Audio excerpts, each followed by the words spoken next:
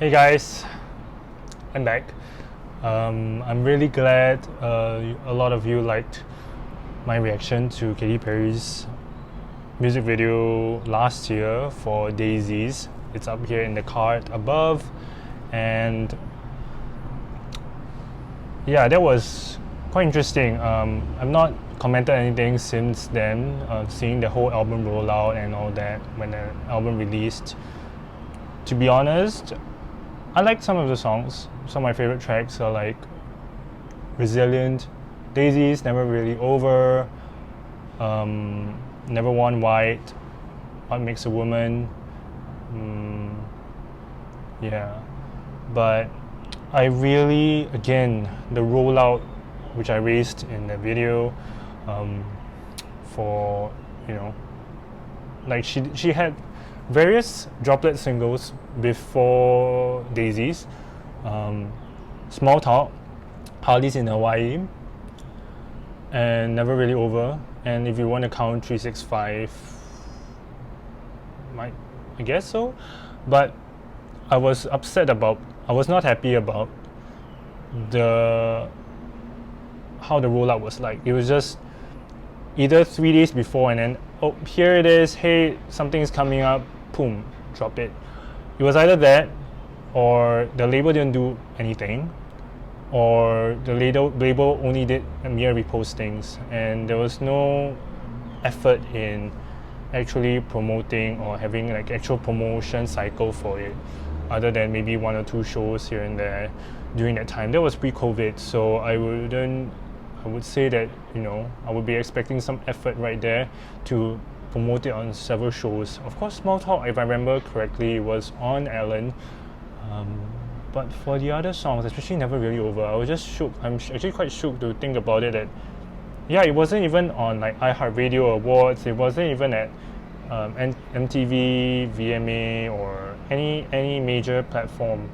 But probably understandably, maybe it was just because it was, you know, it was right the post-Witness era where she was like a bit like in the headspace of, okay, I just want to do music for the music. And I feel that song encapsulated, you know, what she could do after that whole period of time where, you know, she doesn't want to really chase the fame much or like have too much high hopes, but she did quality work, even though the rollout was but there was quality in the music video, the production, effort in the lyrical writing and all that. So I feel like since the Witness era, that song still holds up as like one of the better ones for me, compared to the rest of the songs in this smile and post smile moment. And actually just a few hours ago, she dropped the remix for Cry About It Later. I saw it on Twitter actually. It was, I do look at Katy Perry insiders like Twitter accounts, and some of them are quite reliable. I would say I like, you know, they were talking about the Las Vegas residency, and then the video did come out, this remix or so, and was announced, all that. But what upsets me again is how the rollout for this remix was. Okay, the remix features 2 artists, Luísa, Sonza, and Bruno Martini. I've never heard of them, but what I got the vibe was that, you know, they are Latin artists. So definitely, yet again, this is not her first time doing another Latin remix with like for her Smile songs. She did one with Resilient, featuring, who was it? Aitana and Tiesto. That was also just dropped out of nowhere.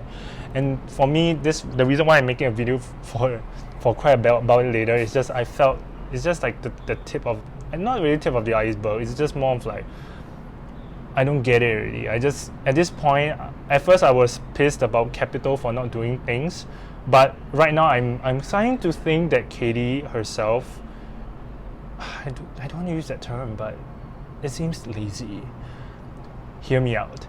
Okay, so right now she's doing American Idol. A lot of comments for this, this bad rollout, poor rollout of this remix are saying that, oh, she's busy being a mother, and so she doesn't have time for that. On one hand, I like to think that, right? I like to give her the benefit of the doubt. She is a mother now. It's her first child. She's, navigating through this new part of her life. A lot of challenges. Probably doesn't have time to do much. But looking at her Instagram, right? I've been looking at it, following up updates and stuff. She had time to post all these things, right? Like for American Idol, you would say maybe it's by contractually she has to do some postings for American Idol. I get it, but some of it is just selfies, the glam up and stuff like that. I mean, come on, do you not have time to at least post a picture? She has not yet done a post for the Cry About It Later remix, and the featured artist Bruno Martini himself did one. Let me find it. And I'm like, for a featured artist to actually do more promo than the main artist, that's kind of weird. That's first and foremost. But I'm like, you had time to do all of this, but at least put the album art on your Instagram or something, because it's where your main follower, like 116 million, or even a tweet. Where is it? Where is an actual promo for it? I'm not even asking for a week-long promo or something, a music video or whatever. There was the lyric video dropped on her channel. I found out after finding that tweet from Bruno Martini's Twitter account, and like even the lyric video, she's nowhere to be seen. Only Luísa, I'm guessing Luísa, Sonza, and Bruno Martini they are the ones featured in the video. They had time to go and they took out their time to go and film themselves singing to the lyrics and stuff. And she's not there, but she had time to do the Las Vegas residency trailer, when that, I mean, honestly, this trailer has this promo whatever has more budget than this. I've just my opinion, Smile video and this Cry About It Later video and a Resilient remix combined. Like, you had time to pose to glam up and do a mermaid shoot, but you even look at the album art for the remix. Okay, let me pull it up. So, do we not recognize where this is from? Any Katy Perry fan knows it's from Champagne Problems, the visual video. How long ago was that? Between that and this, did you not have time to at least do another shoot where just wearing something else? Could you just not do that? I know it's a fallacy. I feel like, okay, there is a fallacy in saying that, oh, just because you have time to post all these things means, you have time to post all these things means you have time to do a little bit more and whatever. But when the evidence is just time and time again, it's just showing up again and again that it's this way, I just have a feeling that maybe she's just lazy. And I'm okay with, if you wanna, you're scarred by something, whatever, you just wanna. But it makes me, as a fan of her music, of her, her artistry and stuff, it makes it so hard for me to stand behind, like, and stand against all these people who are saying that, she's tired and her music is kind of irrelevant and fading out and flopping and all that, when time and time again it's just showing in the way it's being done. Like I said, one part of it is Capital's fault. They are not doing anything or little to none of any promo. But I feel some of it is also on her. Like, she has a baby or whatever, but I'm sure she has a team. couldn't her PR team or management team at least upload their image and put dropping at midnight or something, you know? At least something like that. And I won't even expect this song to even go to radio. I mean, come on. Daisies ended up still, like I predicted in that, like I said in that video, in my previous reaction video, that it was sent to radio so late, and by the time it was sent to radio, and apparently from what I remember was that when it was about to gain traction, then Capital took it off. Like Capital took it off around the time that it started gaining traction. And then Cry About Later wasn't a single, which the Spotify streams when the album released, it was one of like the top 10. Could they not have gathered from the algorithm and seeing that the streams were such to actually push it to be a single? Like, at least try to fix what could be fixed instead of just letting it pass by. We have seen it in Prism where the single rollout choices were bad. Witness also, the single rollout was bad. I'm sure they watched a lot of reaction videos on YouTube and seen the criticism and how people are, you know, wanting to see better, and did they not? And a lot of reactors for Smile, where during that album rollout, the album drop period, they did say that a lot of them agree that Cry About Later should be a single. Couldn't you just do something, since you didn't really have a plan to begin with the first place? It's just, even, okay, not the end of the world.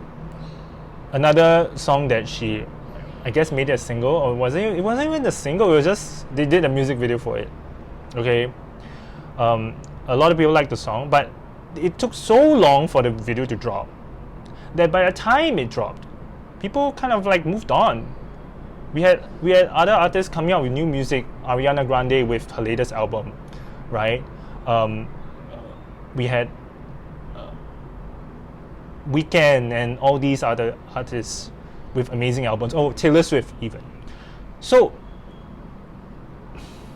and then the music video was kind of cheap.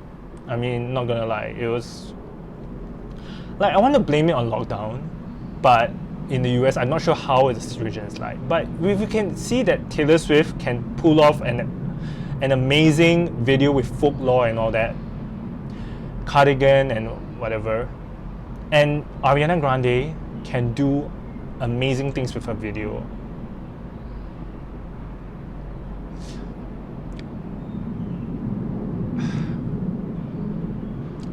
I don't know what's going on really in her camp. It seems to me that it's just lazy. So at this point, all I can say is that, you know, one, I can't deny it when I can't back up this whole thing where, you know, like, oh, you know, she's still living through that period of, you know, self-reflection and self-evaluation and whatnot. I feel like we're kind of past that point already. We need to stop giving that free pass and just call it out, call it as it is, that, you know, she wants to create it, this kind of, just do it lazily. I guess that's her style, and I just gotta accept it. I feel disappointed because I'm not expecting a full, you know, blown promotion like she did for Complete Confection during that Part of Me and the movie and all that, or she did with Prism with the whole burning of the hair and whatever, or even with Witness with the 24-hour documentary. But if you want to at least do it, put some effort into it, you know, have like a 7-day cycle, a 7-day promo to the lead up, and then some shows or something like that. Now everything's all done online, and you know, it's, what's the problem here? And then you want to do a remix, okay? In the first place, okay, another point that I've mentioned is that the remix, just like the Resilient remix, it's not directed to GP. It's directed to people who prefer clubhouse music, and which honestly is a very small population, I feel. And even looking at the views of the both music of the Resilient remix,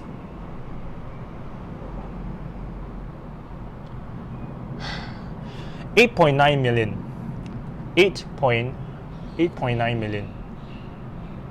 Okay, and for a channel like hers to be getting that kind of views is kind of,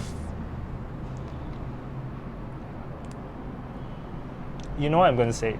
So what I just feel here is that, one, it seems like she just, you know, I can only see two things from this. Is that, one, maybe she wants to do these remixes, right? But maybe the maybe, no, it doesn't seem like a possibility. One I could see maybe is like she didn't want to do the remix, but the label forced her to do the remix, because honestly the vocals for this remix, hers stay the same. They were just cut and placed in different parts, and then they added the other vocals for the other artists in, same as for Resilient. So it doesn't seem like she did much effort into it. So maybe the label wanted her to do it, and then she didn't want it, so that's why she's not doing any promotion for it. Maybe. I'm just trying to think the other way around, maybe something more positive on her end, but I just can't see. I can't see what other way to think about it that makes it, that is logical, you know. And now with Electric coming out soon, I'm just not very confident of this rollout, you know. But one sliver of hope I have, it's because, you know, this is probably done. It's done by Universal Music, I think, and it's a bit external. You know, it's still Capital is under Universal Music and all that, but it's still a little bit more external. And they'll probably definitely put some promo into it, because there's other artists on the album. There's also the anniversary, the movie, and all that. So definitely is going to be some promo. Maybe a music video, hopefully. I mean, come on, they did one for Rita Ora and Kygo. I'm sure they could do one for this. I'm not gonna put high hopes on an actual rollout from her, okay, on her own platform. I'm just gonna enjoy the music, enjoy my time, but I can't say that she's, you know, putting in the work to get credit or like for what she puts out anymore. At least if she keeps on doing this, because what really annoys me is that, you know, really right now, at least in my surroundings, right, she's regarded as someone who's just where she now, you know, kind of thing, flop and all that.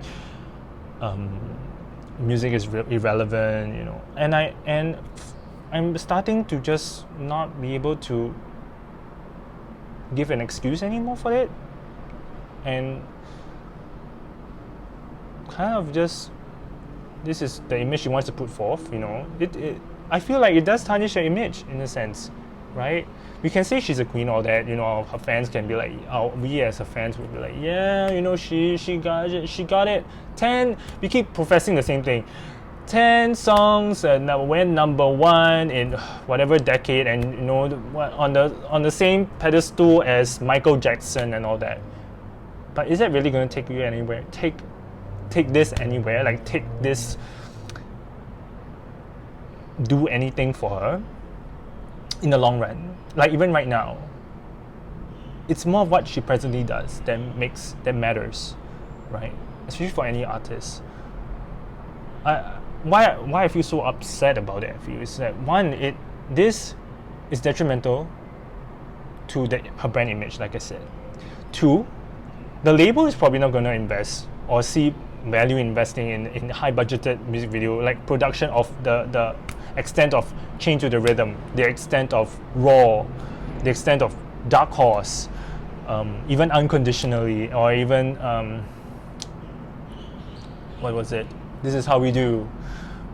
We are not going to see that kind of production, or at least a very low chance of seeing such high level production that she was known for, because the label is not good. It's not seeing much return for whatever she puts out, and I can't blame the label for that. I mean, yeah, they are lazy, but that's how things are like in the industry, I guess. At least they're not dropping her like Epic and putting her in a dungeon or something, but the name can only take you that far, and the past achievements can only take you that far. And third, I feel for us fans, we have a less of a reason to feel so emotionally like invested in like trying to do better for you, and because time and time again it's just disappointment after disappointment. I'm happy for her as a mother. I'm happy for her success on American Idol. Wow, she's raking in a lot of millions from doing this gig, doing the Las Vegas residency. But as for the music side, which was supposed to be her main career, I'm maybe not so much anymore. But I'm not gonna place so much high hopes anymore. In fact, it's kind of sad. Like I don't wish so much for much quantity, at least for more quality in terms of the whole effort, the whole packaging. That's all. That's my little rant, or yeah. Catch you on the next one. I don't. Let me know what you feel about this. Put it in the comment section below. Like, comment, subscribe if you want to. Really thank you all again for the feedback and that you all gave me for the reaction video. Really appreciate it, and catch you in the next one.